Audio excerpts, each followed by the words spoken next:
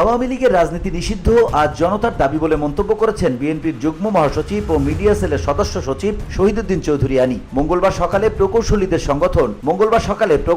সংগঠন অ্যাবের সদ্য সাবেক কেন্দ্রীয় নির্বাহী কমিটির নেতাদের উদ্যোগে ঢাকা পঙ্গু হাসপাতালে চিকিৎসাধীন জুলাই আগস্ট আন্দোলনে আহতদের 122 জনকে ঈদ উপহার প্রদানকালে তিনি একথা বলেন।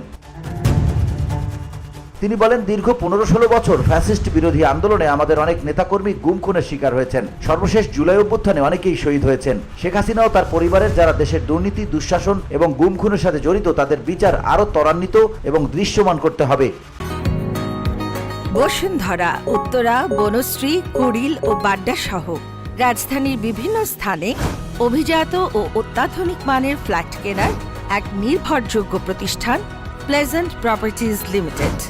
তাই আপনার স্বপ্নের আবাসনের জন্য আজই যোগাযোগ করুন।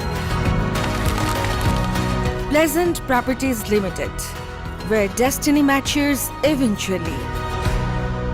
আনি বলেন, আমরা বিএনপির ভারপ্রাপ্ত চেয়ারম্যান তারেক রহমানের পক্ষে জুলাই আন্দোলনের শহীদদের পাশে দাঁড়িয়েছি। তার নির্দেশে আমাদের প্রকৌশলীদের সংগঠন অ্যাসোসিয়েশন অব ইঞ্জিনিয়ার্স অ্যাবের উদ্যোগে জুলাই যোদ্ধাদের মাঝে ঈদ উপলক্ষে উপহার সামগ্রী বিতরণ করছি।